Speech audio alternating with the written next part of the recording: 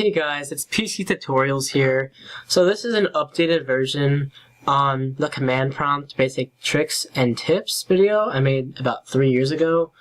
I was obviously not that mature then, and I knew what I was talking about, but the way I described it was extremely confusing and probably bombarded people in ways, I just didn't understand. But anyways, I'm back and I'm here to make an updated version and a more accurate version. Now, we're going to be working with Windows 10, which is a little bit more, protected. So there might not be things you can do in Windows 7, which you can do in Windows 10. But anyways, let's get into it. So the first thing to do is you have to know how to open up command prompt. You can obviously search for it in the start by just typing CMD. It's going to bring up your command prompt. Another way to access the command prompt is the Windows key on your keyboard. Hold that down while holding R. Windows key R. And it's going to bring up run. And run you can literally just type CMD into and it brings up a command prompt. That's the way I normally do it. But anyways, so let's get into actually, no, there's one more way. So as I was showing before my last video deleted itself, I made a text file called start. So pretty much, you open up the text file, the word start is in the text file. Now, start while you're in the command prompt will pretty much open up a new command prompt. So as you see, type start, another command prompt opens. So what we're going to do is make this text file be recognized by the command prompt as a batch file. And that's the code, that's the type of converter the command prompt uses to read code. So for instance, we save this, save as, and we're going to save this as, I saved it earlier as nothing bad. We can save it as nothing good, because, I think we all know it's not going to be good. So then you can, nothing good, make sure to put .bat at the end, because that's the only way command prompt is going to be able to recognize the start command from the text file. And you want to save it to all files. Remember, put .bat. Yeah, anyways, save the file. Now, nothing good, right here. You open that, command prompt. So that's a way to bypass it when libraries or schools or anything else that blocks that, workplaces. Yeah, they just don't want you doing naughty things, which I will show you how to do. So first off, when you're in the command prompt, the first command is CLS. So CLS, the reason I did that is so I can clear something. CLS pretty much just clears the command prompt. It clears the screen, makes everything look all nice and pretty. CD ... will bring you back directories, and CD and dir will list directories. So for instance, I want to navigate to users, I would do dir, I see users, and I do CD users.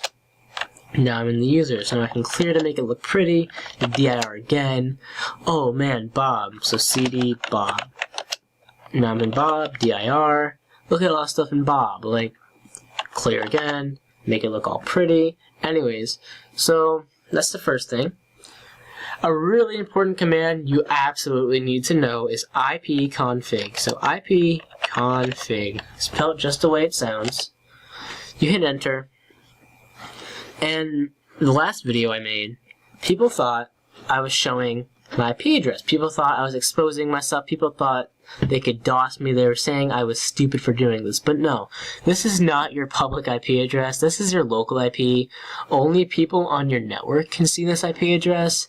So, for instance, 192.168.1.6. My router is 192.168.1.1. Most routers. So, your local IP address is the IP address on your local network. And then you have a separate public IP address, which is how outside connections identify you. Now, the reason your local IP address can be important is because, say you want to kick someone off your network, say you want to, for instance, shut down their computer, which I'm about to show you how to do. So, to shut down someone's computer, which this is really cool, you can type shutdown -I, not -1, but -I. Then you can go to add, and you can type in the IP address. For instance, mine is 192.168.1.6. I would hit enter, hit OK. You can comment stuff. You can be like, haha, got ya. Got ya.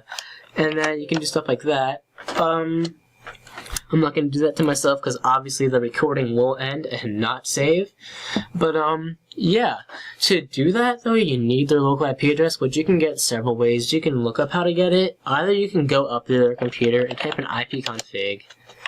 You can go into your router, which also, if you type in ipconfig, your routers will show. So, for instance, your router 192.168.1.1, if you go into your browser and you type that in, it's going to bring you to a prompt. It's going to bring you to a login panel, and it's going to say type in your router username and password, which is normally either default username is admin and your default password is password, or it's admin no password, or it's admin.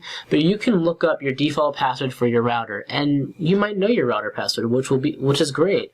So anyways, you can log into your router and you can see all the local machines on your router, and then you can type shutdown-i and you can shut down their computer, which is great. But if they have Windows 10, which is what we're using right now, I didn't mention this in the last video, their firewall can block you from shutting down their computer. Meaning, you'd have to do this one new command, which is you'd have to actually go up to their computer and type in netsh firewall, and then you type set op mode disable. And this is going to disable their firewall. So now you can go back to your computer, you can clear the screen, you can exit out of command prompt, you can do all that. Now go back to your computer, shutdown-i, bam bam, and you can type in their IP address, and you can shut down their computer, which is great. Another useful command is netview. Now, I messed with my computer settings. Your computer might do the same. It's going to give you an error if you did so. Let it load. Let it load. So I let it load, guys, and I got a 6118 error, which is pretty much saying that my workgroup name is not the same as my domain name, and they're not communicating together. That means you either messed with your workgroup settings, or you just did something funky to your computer. But you can look up how to change the workgroup name back to your domain name on Google. I can make a separate tutorial later.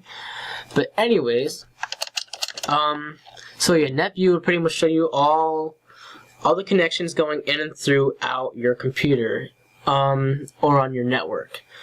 Same with NetStat. It's going to show all the connections going on through your network, going on through your own computer. It's going to show what's going on through individual ports, what we can get into later. Anyways, clear that. Another really useful and interesting command is netuser.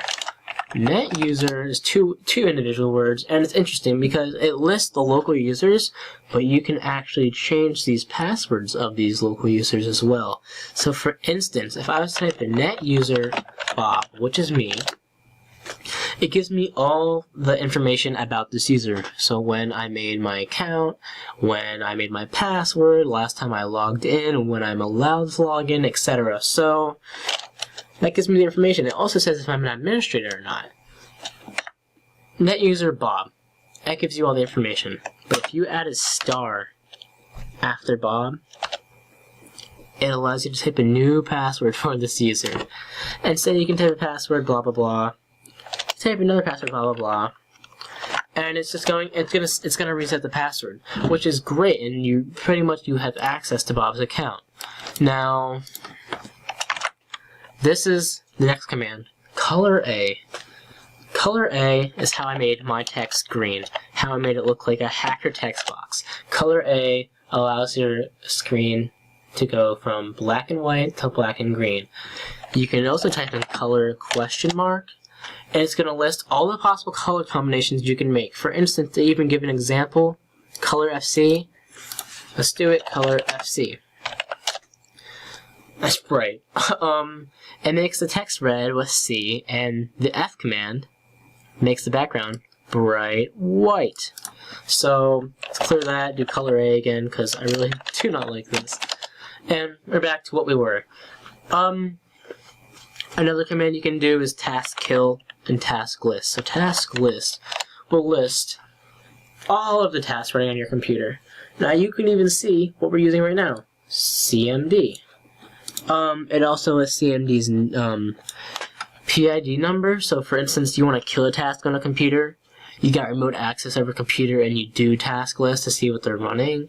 You can type task kill, and then you would type /PID and then that number. So for instance, CMD's PID is 6648. So 6648, and it kills the command prompt. So CMD, back into the command prompt's color A, because we're pretty cool, and boom, we're back to where we started. Another somewhat useful command is ping. Ping and tracer. So ping, pretty much when you ping something, ping allows you to get information. When you ping something, it's sending a request to whatever server you're sending that ping request to. And if the server is up, what it's going to do is it's going to send a request back to your local machine. So for instance, www.facebook.com, right? Facebook.com. Now, it's sending me a request back. It's getting a reply back from 31.13.69.228. So that means Facebook is up. If Facebook was not running, if Facebook was crashed, I would not get a reply. Pretty much why this is useful is because, say you're at a work job, say you're at a workplace, and they don't want you accessing Facebook during your hours. Say they don't want you. Say you're at a library. Actually, libraries wouldn't do that. But say you're at school. School doesn't want you going on Facebook or whatnot. You can ping the Facebook. You can ping Facebook by bypassing, I'm sure schools block command prompts, but you can bypass that with the way I showed you. And once you ping Facebook, you can go to your browser and you can type in this IP address. And it's going to bring you straight to Facebook, but as long as you go to the URL bar. Don't just type into Google. You want to search it, just like you're going to type www.facebook.com. You want to type 31.13.69.228. Another useful command is tracer, and then we could do that. Hold on. Let's ping Facebook again so I can get that. And then we're going to do tracer, and we're going to do that IP address, 31.13.69.228. I'm going to get a reply. It's going to show me more information than last time. It's going to give me my Verizon router, so now I know that I have a Verizon router. It's giving me all this extra information, which can be great depending on what you're doing. Let me just cancel out of that. I'm pretty sure I showed you this earlier, but cd users, etc. Just making sure. So command prompt, it's not really a hacking tool, guys. I don't want you to think this command prompt is you're a hacker. It's cool to show off, and it's useful for local system things. It's useful for your own personal system, but command prompt is very limited. There isn't a lot you can do with it. Later in the future, probably my next few videos, I'm going to show how to install Kali Linux, which is a lot better. It's an actual hacking pen testing operating system designed for hacking. It's not like Windows, it's not like OS, it's not like your Mac. It's designed for hacking. I'm running this channel with a friend, and he's going to be uploading Java programming based tutorials, and it's going to be fun. The next video I'm going to upload is probably going to be how to install Kali Linux. If it's not that, it might be coding batch files. Or maybe even an auto-run virus loop with the command prompt, which isn't hacking, but it can be a fun prank. But yeah, if you have any questions, you can send them to me on my channel, or you can go on the discussion page, or you can comment. I've been trying to comment and reply to almost every comment I get. But yeah, thanks for supporting the channel. We're back. We're gonna make new videos. Anyways, like, subscribe, and thank you so much for watching. Have a nice day.